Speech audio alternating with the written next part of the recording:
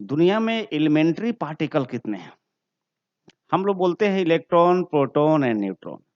अरे ये तो वो पार्टिकल्स हैं जिसके ऊपर एटम, मैटर, न्यूक्लियस का मैक्सिमम प्रॉपर्टी डिपेंड करता है। अदरवाइज अभी तक टोटल 24 टाइप्स के fundamental particle, elementary particles detect किए जा चुके हैं, राइट? जैसे इलेक्ट्रॉन का एंटी पार्टिकल पॉजिट्रॉन।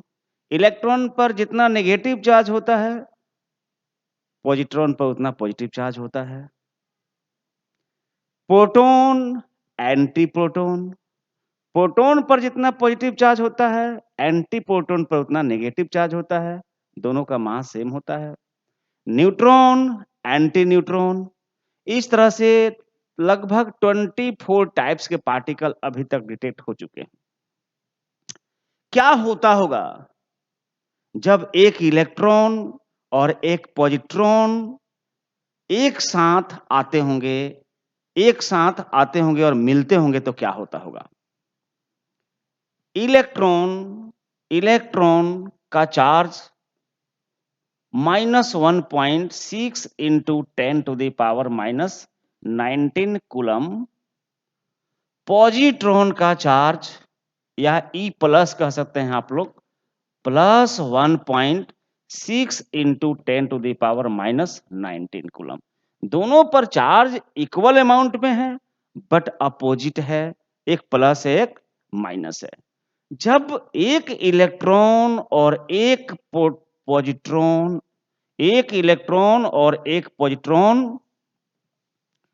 आपस में जुड़ते हैं तो एक दूसरे को खत्म कर डालते हैं। इसीलिए इनको बोलते हैं एंटी पार्टिकल। खत्म कर डाला, इसका मतलब इसका मास डिस्ट्रॉयड हो गया। व्हाट?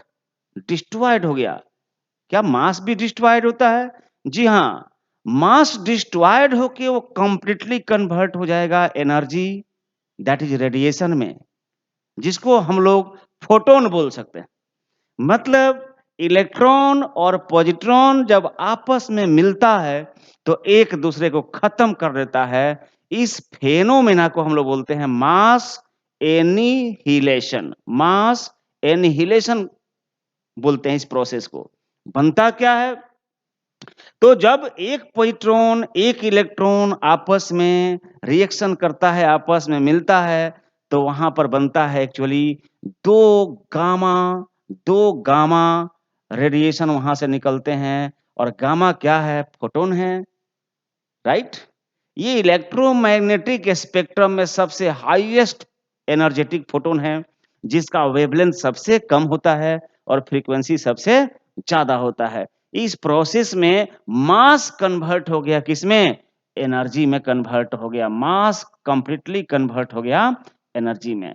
अब सवाल उठता है कि क्या ये जो कुछ यहाँ पर हुआ, ये अल्बर्ट आइंस्टीन का इस फार्मूला के अकॉर्डेंस में है? E = mc² के अकॉर्डेंस में है?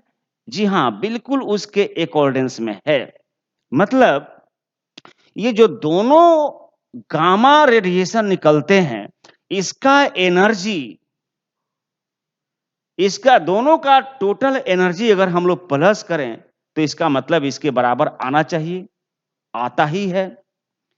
सवाल ये है कि अगर एक पॉजिट्रॉन और एक इलेक्ट्रॉन दोनों आपस में रिएक्ट किया, आपस में मिला और मिल के एक दूसरे को खत्म कर दिया, तो जो गामा रेडिएशन निकलेगा उसका एनर्जी कितना होगा?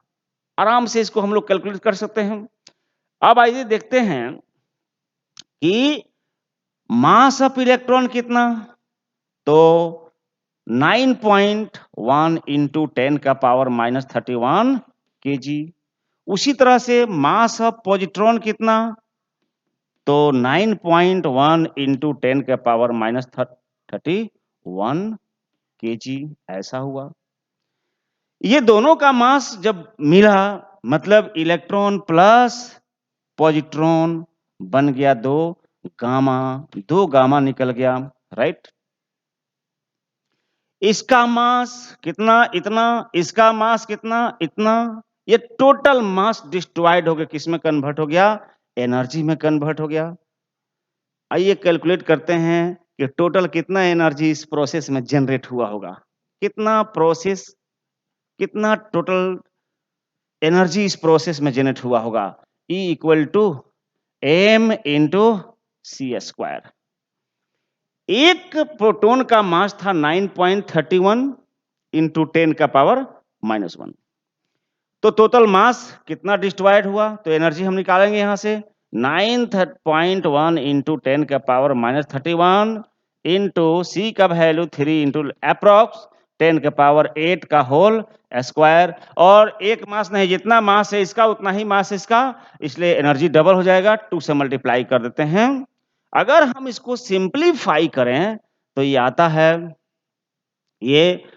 अगर हम इसको जूल में है, अगर जूल को हम लोग कन्वर्ट कर दें मेगा इलेक्ट्रॉन वोल्ट में, तो ये टोटल आता है 0.102 मेगा इलेक्ट्रॉन वोल्ट। मतलब टोटल एनर्जी इतना जनरेट हुआ। अब टोटल जो इतना एनर्जी जनरेट हुआ, यहाँ कितने गामा थे, 2 गामा थे। जितना एनर्जी इसमें है उतना ही एनर्जी इसमें है, मतलब दोनों का एनर्जी मिलाकर इतना है। So each gamma has energy how much, energy each has energy, इसका आधा, टोटल इतना है, उसका आधा इसके पास, आधा उसके पास, यदि आधा आधा कर दीजिए तो 0.051 मेगा इलेक्ट्रॉन वोल्ट का रेडिएशन यहां से निकलता है। उसी तरह से इसका उल्टा क्या होगा, इसका उल्टा क्या होगा, अगर 2 gamma radiation just opposite direction से चलते हुए आकर टकराएं, सुपर इम्पोज करें तो क्या होगा। अब 2 चीज हम लोग बात यहां पर इस्तेमाल करेंगे। एक कि law of conservation of linear momentum किसी भी सिचुएशन में फेल नहीं होता। अगर ये बात है तो ये गामा आ रहा है इधर से, ये गामा आ रहा है इधर से, दोनों का momentum equal and opposite, net momentum should be zero, net momentum should be zero, net momentum should be zero. मतलब एक गामा अगर इधर से आ रहा हो और एक गामा, दोनों गामा एग्जैक्टली आइडेंटिकल हो, ये गामा और ये गामा, और बाय द वे इस गामा का टोटल एनर्जी कितना हो, टोटल एनर्जी कितना हो 0.51 mega, sorry 0.051 mega electron volt, और इस गामा का भी एनर्जी हो 0.051 मेगा इलेक्ट्रॉन वोल्ट, एग्जैक्टली ऐसा हो। अब क्या होगा, तो दोनों का मोमेंटम बराबर, मतलब टकराने से पहले दोनों का मोमेंटम 0 है, तो टकराने के बाद भी नेट मोमेंटम 0 रहना चाहिए। इसका मतलब ऐसा चीज बनना चाहिए जो टकराने के बाद रेस्ट में हो जाए। ये जब दोनों टकराता है तो इनके टकराने की वजह से तैयार होते हैं क्या, मोमेंटम 0 हो गया, मतलब एनर्जी 0 हो जाएगा। मोमेंटम 0 हो गया मतलब एनर्जी 0 हो जाएगा। इसका मतलब ये हुआ कि जो रेडिएशन वाली एनर्जी थी कंप्लीटली किस में कन्वर्ट होना चाहिए, मास में कन्वर्ट होना चाहिए। इस फेनोमेना को हम लोग बोल सकते हैं एनर्जी एनिहिलेशन, मतलब एनर्जी जब डिस्ट्रॉयड होगा तो वो मास में कन्वर्ट हो जाएगा। सवाल है कि क्या बनेगा, यहां पर बनता है, इन दोनों का डिस्ट्रक्शन से बनता है एक इलेक्ट्रॉन और दूसरा क्या, पॉजिट्रॉन, ये बनता है। अब देखिए टकराने से पहले इसका नेट चार्ज कितना था, नेट चार्ज कितना था, तो चार्ज ना इसमें होता है ना इसमें होता है, नेट चार्ज 0। टकराने के बाद भी देखिए नेट चार्ज कितना है, 0, राइट। एक और चीज यहां से निकल के आती है कि इस यूनिवर्स में तरह तरह का फेनोमेना होता है, लेकिन इस यूनिवर्स का नेट चार्ज कंजर्व रहता है, नेट चार्ज कंजर्व रहता है, राइट? हाँ, ध्यान रहे, यहां पॉजिटिव इंक्रीज हुआ, नेगेटिव भी इंक्रीज हुआ, बट नेट चार्ज तो पहले भी था जीरो, अभी भी है जीरो। यानी पॉजिटिव बढ़ता है तो नेगेटिव भी बढ़ता है, नेगेटिव बढ़ता है पॉजिटिव भी बढ़ता है, पॉजिटिव घटता है तो नेगेटिव भी घटता है। इस तरह से ये आपस में घटते बढ़ते हैं ताकि इस यूनिवर्स का नेट चार्ज जीरो का जीरो बना रहे।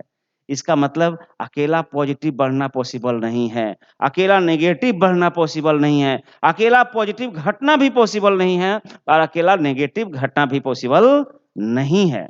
एक चीज तो ये हो गया। अब बोलिए ये क्या बन गया? ये हो गया मास। कितना मास? 9.1 इंटू 10⁻³ kg, और इसका भी मास कितना? 9.1 इंटू 10⁻³ kg। टोटल मास कितना हो गया? तो टोटल मास इनका हो गया, टोटल मास जो बना कितना बना? तो 2 इंटू 9.1 इंटू 10⁻³ kg।